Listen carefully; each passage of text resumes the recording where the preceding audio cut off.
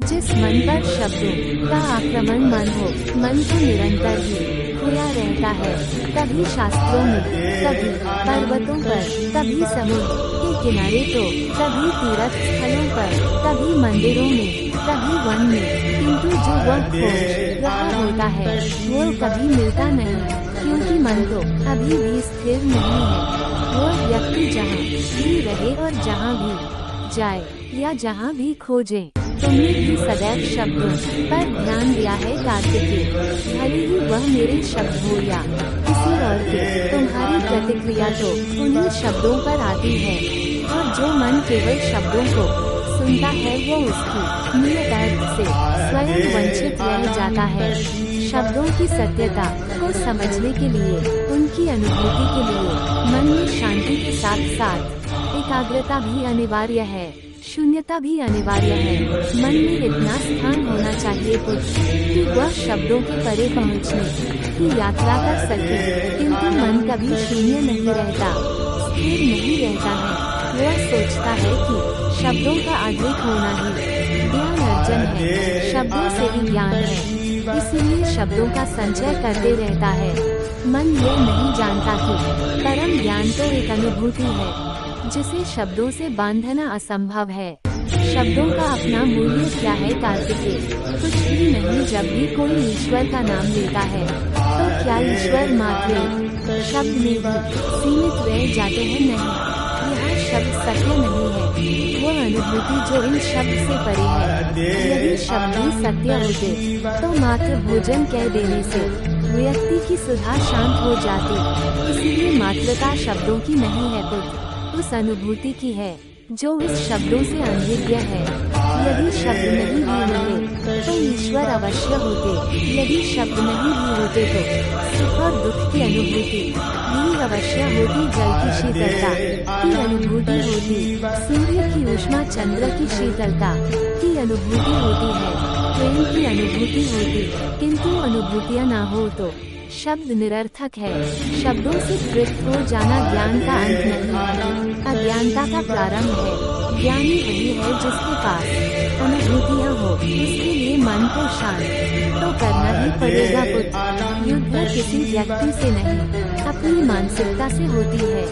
युद्ध में संघर्ष अच्छाई या बुराई का नहीं होता, सभी में अच्छाई भी है और बुराई भी है पुत्र। युद्ध दो विचारधाराओं का होता है। व्यक्ति अपने पराक्रम पर, अपनी क्षमता पर विश्वास रखता है और जब उस विश्वास को क्षति पहुंचती है तो सब कुछ निरर्थक प्रतीत होने लगता है। अपने आप से पराजित होकर भी वह इतना क्यों नहीं समझ रहा?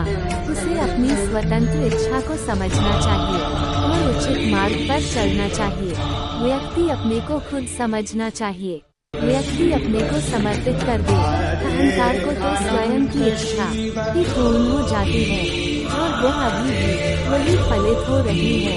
और ऐसा नहीं है कि हम उससे भिन्न फलित करा रहे हैं, लेकिन व्यक्ति खुद को फलित कराने में लड़े हो, टूटे, नष्ट हो। एक नदी में एक बार बाढ़ आ गई पुत्र। दो छोटे से कण उस पर बह रही थी, उसमें से एक नदी पर तिरछा हो गया और वह बाढ़ को रोकने का प्रयास कर रहा था। वह अत्यंत ऊंचे स्वर में कह रहा था, नदी को आगे नहीं बढ़ने देगा। यद्यपि नदी तो आगे बढ़ती ही जा रही थी, वह फिर से ऊंचे स्वर में यही कह रहा था कि मैं स्वयं इसे रोक लूंगा। यद्यपि रोक नहीं पा रहा था, नदी को तो उसके संघर्ष का कुछ भी पता नहीं चल रहा था, किंतु नदी को उसके होने या न होने से क्या अंतर था? किंतु उसके लिए तो यह अत्यंत महत्वपूर्ण था। उसका जीवन तो संकट में था, वह तो बस बहे जा रहा था। वह जहाँ भी पहुँचता उसे पहुँचना तो संघर्ष करके ही था, किंतु ये बीच का क्षण, ये बीच का काल, दुख और पीड़ा उसके संघर्ष का काल था। वही दूसरी ओर जो दूसरा कण था, उसने अपने आप को नदी को समर्पित कर दिया। वो नदी में सीधा पड़ा हुआ था, वो नदी के प्रवाह के साथ साथ बहता जा रहा था, जैसे कि वह नदी को दिशा दे रहा हो, उसे प्रभावित होने में सहायता कर रहा है। वह तो यह निश्चित कर बैठा था कि नदी को समुद्र तक पहुंचा कर ही रहना है, किंतु नदी को उसकी उपस्थिति का भी आभास नहीं था। नदी को उन दोनों के प्रभाव नहीं था। नदी तो बस बही जा रही थी कि भ्रम इच्छा को जाना नहीं जा सकता, किंतु भ्रम के साथ एक अवश्य हुआ जा सकता, और तब व्यक्ति की अपनी इच्छा खो ही जाती है, उसकी इच्छा ही शेष रह जाती है। लोहितांत को अपने आगे की यात्रा पूरी करने हेतु विस्मयादिबोधक चिन्ह अत्यंत महत्वपूर्ण निर्णय अवश्य लेने होंगे। केवल उसके अहंकार को अपितु उसके आत्मसम्मान को भी क्षति पहुंचेगी। जहां से इस युद्ध का अंत हुआ है, वही से लोहितांत के अंदर का युद्ध आरंभ हुआ है, और जो भीतर पराजित होता है उसे हर दिशा में केवल पराजय ही दिखती है।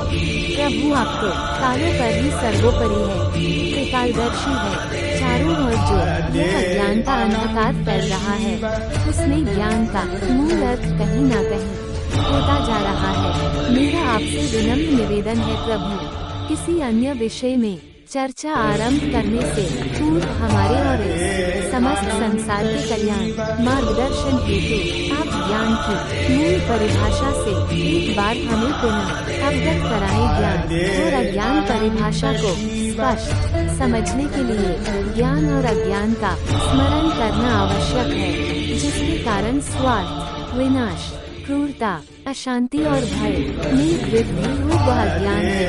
किंतु जो व्यक्ति को उदार, निर्भीक, सहनशील, विनम्र बनाए वही ज्ञान है। अज्ञान की शक्तियों का दुरुपयोग करने हेतु, किंतु जो अपनी शक्ति हो, अपने सामर्थ्य के प्रति अपने उत्तरदायित्व को समझे, जो न केवल अपने अपितु अपने से पहले संसार के उद्धार हेतु प्रोत्साहित करें, वह ज्ञान है। ज्ञान का मूल उद्देश्य सृजन है, दूसरों की भावनाओं को समझना है, उनका आदर करना, यही ज्ञान है। किंतु ज्ञान हमें न केवल अपनों अपितु दूसरों के सुख और दुख को समझने के लिए संवेदनशील बनाता है, किंतु जो दूसरों की भावनाओं का अनादर करे, उसे ज्ञान की श्रेणी में कैसे रखा जा सकता है। अज्ञान के कारण व्यक्ति सांसारिकता में बंधता चला जाता है, मोह माया में उलझता चला जाता है। अज्ञान परम सत्य से दूर ले जाने का मार्ग है, किंतु ज्ञान व्यक्ति को परम सत्य की ओर ले जाता है। ज्ञान मुक्तिदायक होता है, मोक्ष का मार्ग है, और इस मुक्तिदायक ज्ञान का सर्वोच्च अर्थ है आत्मज्ञान, और यही ज्ञान की पूर्णता भी है। आप सभी उदार भक्ति के लिए भक्ति का उचित मार्ग बताएं, क्योंकि आपके प्रति कोई भूल न करे। भक्ति मुक्ति का आधार है, और मुक्ति तो केवल समर्पण से ही संभव होती है, और समर्पण के द्वारा ही व्यक्ति भक्ति की ओर समर्पित होता है, और ऐसे में पद भ्रमित होना अनिवार्य है। तांडव नृत्य क्या है प्रभु? तांडव नृत्य जगत की 5 क्रियाओं से का संकलन है। अग्नि, जल, वायु, पृथ्वी और आकाश शरीर का 5 भूतों का संकलन है। इन्हीं 5 भूतों से ब्रह्मांड का निर्माण होता है। पृथ्वी से सभी भूतों का शरीर बनता है, और उनका पालन जल से होता है, और संपूर्ण भूतों का अंत अग्नि से होता है। वायु तथा आकाश अनुग्रह की शक्ति इस प्रकार मेरे ये पंचमहाभूत मेरे नित्य की महाक्रियाओं में से एक है। धन आवश्यक है ऋषि अत्रि, क्योंकि धन मूल आवश्यकताओं को पूरा करने में आवश्यक होता है, किंतु जब कोई व्यक्ति इच्छाओं को आवश्यकता समझने लगे तो धन कितना ही क्यों न हो पर्याप्त नहीं होता, क्योंकि इच्छाएं अंतहीन हैं। इसलिए मनुष्य कभी समाप्त न होने वाली इच्छाओं की पूर्ति हेतु धन संचय को ही अपने जीवन का लक्ष्य समझ लेता है। उल्लू भी बन जाता है, भूल जाता है कि उसके जीवन का मुख्य लक्ष्य ईश्वर के समीप आना है। ऐसे योगी व्यक्तियों को अपनी मृत्यु के समय भी यही दुख रहता है कि उन्होंने क्या कुछ नहीं पाया, क्या शेष रह गया। ऐसे समय में भी वहाँ एक क्षण के लिए भी ईश्वर का अनुसरण नहीं करते, अपने जीवन की अनुभूति का बोध नहीं होता। धन चाहे कितना भी हो ऋषि अत्रि, मूल आवश्यकता तो केवल उतनी ही होती है। तन ढकने के लिए वस्त्र, पेट भरने के लिए आहार और शरण के लिए भवन। इन आवश्यकताओं के पूर्ण होने के पश्चात जो भी है इच्छा यही व्यक्ति के पास जो भी अतिरिक्त धन होता है उसे दान करना चाहिए। उनके उद्धार के लिए जो अपनी मूल आवश्यकताओं को पूरा नहीं कर सकते, ऐसा करने से संसार में समानता होगी।